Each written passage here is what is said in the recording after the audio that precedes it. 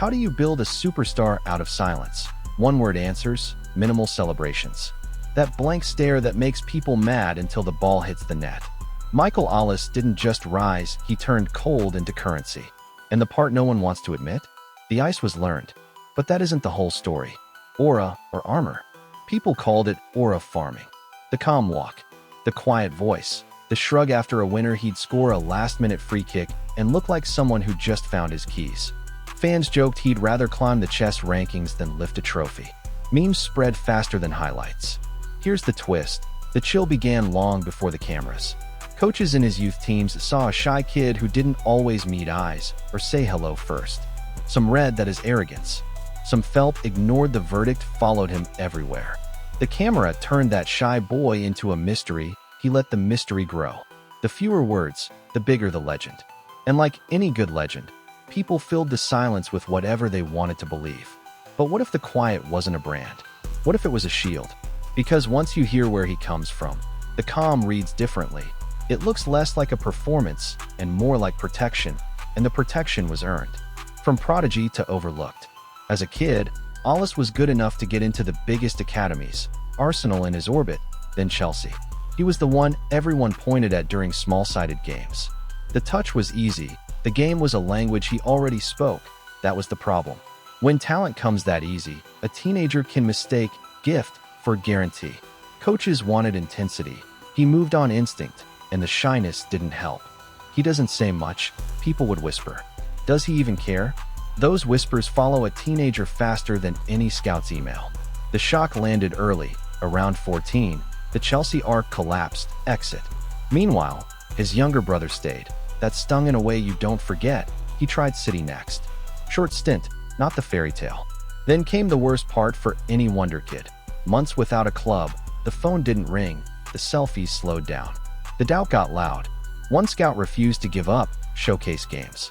Emails, highlight reels sent anywhere someone would click. Finally, reading opened the door. Not glamorous, not a headline, but it was a door. When you've been on the outside, any door looks like a lifeline. And Olise grabbed it. He didn't come in as royalty. He came in with a point to prove and a reputation to reinvent. That's where the steel started to form. But the rebuild didn't begin with the highlight plays. It began with a lesson he hated. Reading remakes him. Reading saw the talent. They also saw the jogbacks. The "my turn is over" body language after a turnover. Mark Bowen decided to fix it by force. He sent him down to play deeper, defensive reps, dirty work. The kind of grind that turns your lungs to fire and your ego to dust. At first, it felt like punishment. He wanted to live between the lines, not chase fullbacks into the corner. Over time, it became calibration. He learned when to press, when to pause, when to eat up space from deep. Winning the ball isn't glamorous. It makes the next pass inevitable. Then the Sparks' first team minutes. Youngest starter, dead ball venom. Corners that begged for deflections, free kicks that changed games. France youth call-ups followed. His passport was a buffet. France, England, Algeria, Nigeria, but that first French shirt meant everything. Off the pitch, the contradictions kept people guessing. Unfollows on social media. Teammates laughing as they realized he might be copying a rapper who unfollowed everyone just to keep the feed clean. In training, he'd yell after a win at two touch. On match days, after a 30-yard screamer, he'd barely blink. The mismatch became the myth. Reading didn't just give him a platform. They gave him a mirror. He learned how he looked, he learned what people saw, and he decided to keep some of it. The camera caught the calm. The work lived underneath. Then came the stretch where everything screamed big club soon. The switch flips. Once Reading made him central, the games looked tilted. A corner here, a free kick there, a run slicing through three defenders, a finish that kissed the post because he told it to. It piled up, goals, assists, control. By winter, everyone knew. Rumors flew. A leaked DM circled online. "I'm off to the Prem." It supposedly bragged. Real or fake, it fit the growing swagger. It didn't matter. The pitch carried the argument. He took the championship's young player of the season. Dead ball specialist by day, grip break by night. He was a problem from anywhere. Then came the choice. Chelsea hovered, familiar and shiny. He walked another way. Crystal Palace called. The Premier League stage was real. The path was his, not a hand-me-down. It surprised people who thought he'd sprint back to where he started. That decision showed the switch. He wasn't just chasing a badge, he was building a ladder, one rung at a time. Next stop, Selhurst Park, where noise and pressure eat players whole. He picked the fight. And fight is exactly what he brought, though not the way anyone expected. Palace turbulence and takeoff. He didn't arrive as a guaranteed starter. He arrived as a spark plug, 10 minutes here, 15 minutes there, enough time to change the temperature. And he did. Comebacks off the bench, an assist out of nowhere. A volley with the ruthlessness of someone who had waited years for that exact bounce. Numbers soared in tiny windows. A goal or assist every 50-something minutes. That's not form. That's a flare gun. There were rough edges. In one Wild Cup tie, bottles rained from the stands. He stayed cool, flicked a few off the pitch, then went back to business. It wasn't bravado. It was focus. The calm didn't break. Then the injury cloud rolled over. Foot, hamstring, flare-ups. His interview stayed short. A reporter asked him to describe a stoppage time winner. He answered with a sentence that sounded like a grocery list. Pass, shot, goal. The internet labeled it peak aura. It looked like apathy. It wasn't. The moments kept piling up. That free kick against Manchester United. The youngest Premier League player to record 3 assists in a single game for Palace.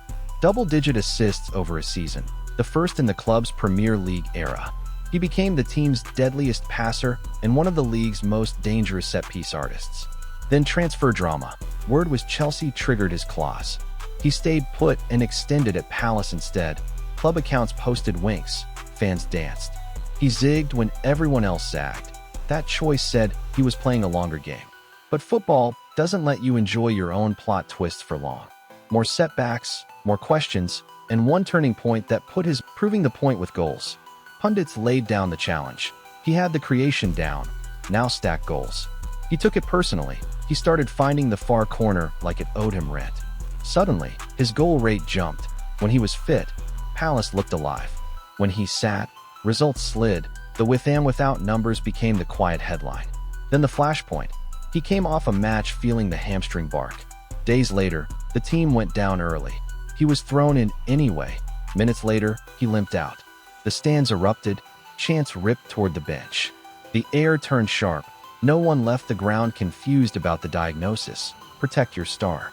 The season pivoted with a new coach. Under Oliver Glasner, the system found him sooner and in space.